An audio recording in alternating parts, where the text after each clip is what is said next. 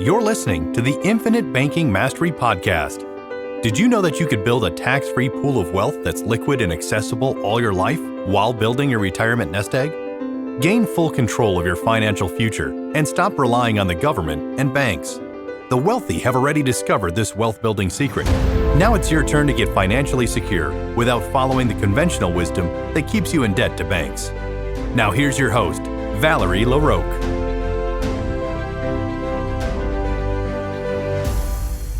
Hello, everybody. Welcome back to the podcast.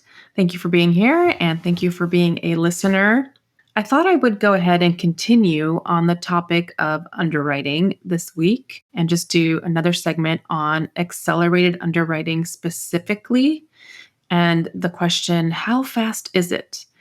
Because recently I've talked to and helped a few people who are frustrated by the not so fast accelerated underwriting process. So I wanted to clarify some information about that. Now, again, I said on my last podcast, I'm sure not every company calls it that, and they all might have different versions or different names, or they might call their accelerated program or underwriting program differently. This is just what my primary company calls it. They call it accelerated underwriting, and this is how they deal with it.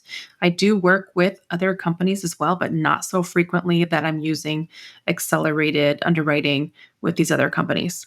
So I had a few clients recently who went through accelerated and have not yet gotten through. One of them, it's been a very long time, maybe 2 months or so. And the problem is that the underwriter had to order medical records. Now, I feel like I covered this in great detail in my last podcast, the whole underwriting process and what the underwriter can see and what kind of information they have access to, and then what they might do because of that. Well, with accelerated underwriting, they don't have that snapshot of you having an examiner come over and take blood and urine. And so if they see any red flags at all in that medical information bureau information or anything else, prescription history, then they're going to want to order records for sure, because they also don't have a snapshot of right now, how you're doing right now, how your blood levels, sugar levels, cholesterol, blood pressure, all that stuff, your weight is doing right now. And so they are likely to order medical records. So the accelerated underwriting program is certainly the way to go if you feel you're in pretty good health and you really hate needles or something. You don't want to complete the blood and urine, or you don't have the time, you don't want to have to meet with that person, and you think that you are in pretty good health. It just doesn't mean that it's automatically going to be a very fast process for you. It really just depends on your medical history. And certainly the underwriter can still request an exam. So if whatever they see, they might request an exam right away, or they might see something in the records and then request an exam. So it can be fast, but it also can be lengthy, just depending on what's gone on in your medical history. And like I said last time, you really don't want them to find something in your records that you didn't disclose.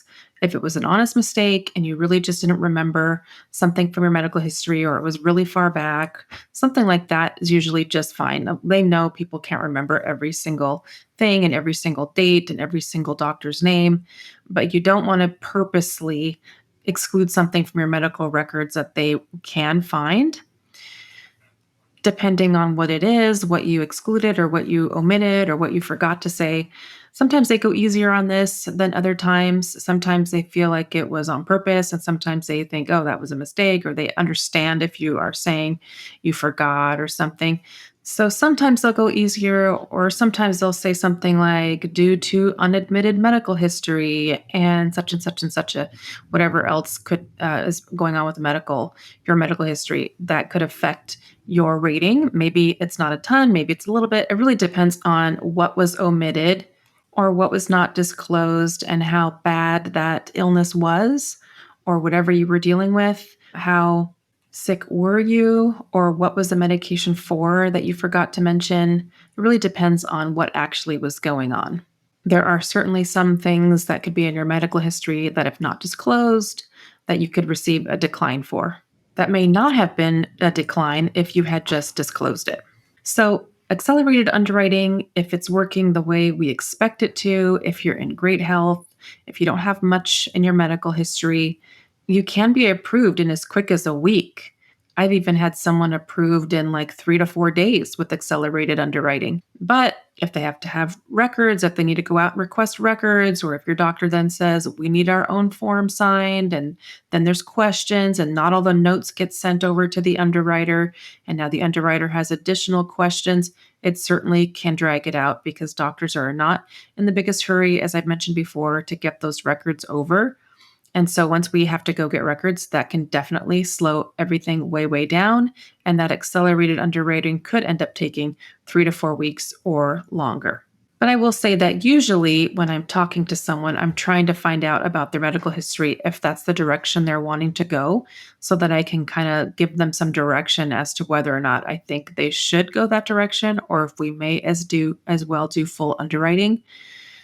Because, like I said before, sometimes going the route of the exam and full underwriting, where you give the blood and urine, might have ended up being quicker if you're in good health, because then they have the health snapshot from what's going on today, rather than being totally unclear and having to request records to get the full picture, because all they have on that application are the answers to some health questions. And then, of course, whatever information they can find on the Medical Information Bureau.